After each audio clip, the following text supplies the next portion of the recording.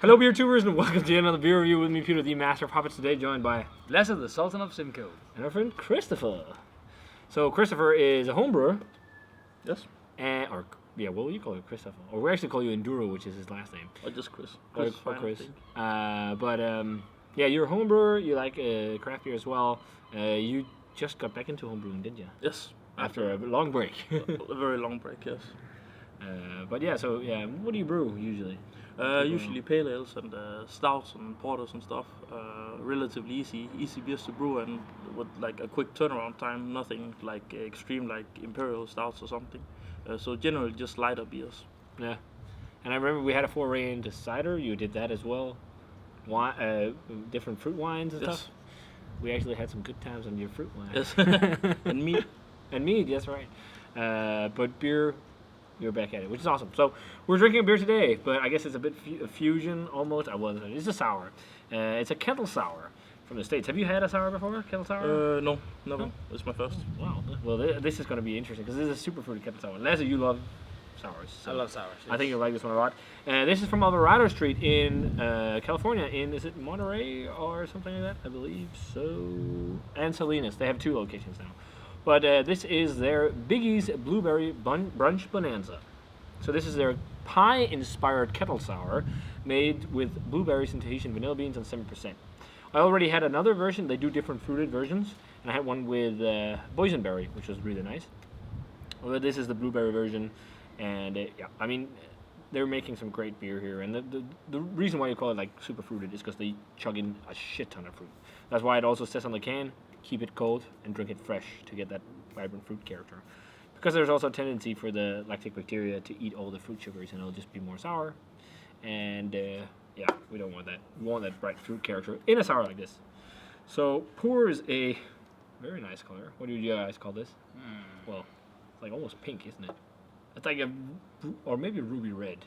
I'm colorblind, so you're colorblind? I can't really assist you there. I actually didn't know that. Yes, I am. Then you have something in common with Kimson. Like the sauce you put on. Yeah, like strawberry sauce. Almost like cranberry sauce. But it's like really red and pink. But the head is interesting. Yeah, it's like a fluffy pink. Yeah. Head. Usually there's not a lot of head on these kind of beers. Yeah. But this is a kind of big head for the beer. Yeah, it looks nice. I don't know if it's also made with lactose. I actually think so. But now let's check out the aroma. Oh, huge blueberry and vanilla. It smells like inside of Sösternegrene. It actually does. The tea. It smells like fruited tea a little bit. Those blueberry fruit teas. Oh yeah, really tea. fresh. But I think that's because of the vanilla as well. It's almost lending there is lactose in this one. Yeah, I think so. Because there's some you can sweetness. smell it in the aroma. Almost like fucking dufts of bolsha. Like fucking hard candies, like fruity hard candies, mixed and it's not smelling super sour, but it's really freaking fruity. But it's interesting. I think they're trying to aim for there should be like a pie crust thing. Wow, rhubarb, like lots of rhubarb. I'm getting too actually. Yeah. This is a kind of weird because it almost smells like candy. You know? It smells like candy, but it's that's not a real fruit, but it's like But that's one of the things with a lot of the kettle sours I talked about. Like this, they try to emulate candies and all kinds of things. Actually, a brewery over in Sweden is really good at it called Morgendagens, and they also brew beers with candies. They made one called what's the Superman's anti-thing? What's it called? Kryptonite. Kryptonite. They call it Kryptonite because it was made with a candy called Kryptonite. I believe that's Morgendagens. And it's like this sour green sucking candy. They put it in. It was like a bright green kettle sour made with that. It tasted pretty just like the candy in a beer form. It was pretty crazy. But I'm very You're right. But when you said Søsternegrene is like a small store in Denmark that sells all kinds of weird shit. Well, not if they're not. They are all over the planet. They are? Yeah. Oh. Well, if you don't know, they sell gimmicky things. Well, not gimmicky. All kind of, we call it nipsting in Danish. All kinds of like ornaments and candles and also pillows. I think it's like the British Poundland. I think there's something called Poundland. Yeah, maybe. Not really like the dollar store in America because it's actually kind of quality things, but it's all kinds of stuff. Women love to go there. Yeah. But then they also have a huge selection of tea, and when you walk down the tea aisle, it smells exactly like this. Exactly like this.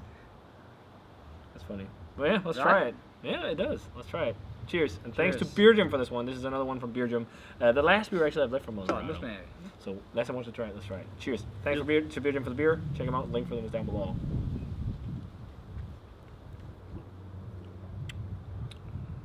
Yeah, lots of blueberry. It's very blueberry candy-like. Like blueberry hard candies. But it's not as tea-like as on the aroma, I think. Really? I think it's a little less tea-like. If you imagine that this is hot, and in the end of it is a little like tea actually. So it could be tea-like. Could be tea like. Yeah. I can see the flavor profile. It's similar to a like a fruit tea. And I don't know if they use a mixture of dried berries and fresh berries. I don't know where that flavor comes from. It's actually very good. Mm. It's really a very good beer. It's not really sour. It's like lightly sour. So I think most people will enjoy Exactly. It's not very sour. I was expecting a lot more bitter. Yeah, the sourness is not sourness. extreme. No. it. Sourness, yeah. And the It's vanilla pleasant. is also there. But Very light woman kind of summer beer. I guess. I think it's really nice. it's very good. The vanilla playing in there as well, but to me it also really tastes like rhubarb. You know the hard candy, the one that's like yellow with red stripes in Denmark you get in those gammeldags bolsje mix. Old style hard candy mix. That's one that's like that with rhubarb flavor. That's what I'm getting from this, like loads of it. Loads of it, but I know it's see what you blueberry, mean. but it's, There's For a some lot reason- more rhubarb in here than blueberry. Yeah, I think it's dominating. But too. Yeah. blueberry is also a subtle flavor, and there's a difference between American blueberries and European ones. Actually, the ones we have in Denmark, we don't classify as, because they're two different berries. For some reason, we just have the same name for both, but it's actually, in English, it's called a bilberry. In other countries, like America, for example, or England, they have actual blueberries. It's different variants, and bilberries are quite unique, apparently, for Northern Europe. And Okay. I think bilberries are really dark on the inside, and blueberries are more like a lightly yellowish color. Yellow. Or it's the other way around. Something I like didn't know there was a No, difference the actually. reason why I know is because people commented on a YouTube video because I was drinking Cantion Blåbærlambik and I'm talking about blueberries. This is with Scandinavian blueberries, so it's not blueberries, it's bilberries, dude. Okay, I'm not a berry expert, but now I know. Oh. So that might be a difference as well. Maltiness in there, I think, is an idea to create this kind of pie crust thing, but for some reason it comes out like something, I don't know why. It reminds me as well as like a fruited tea. Yeah.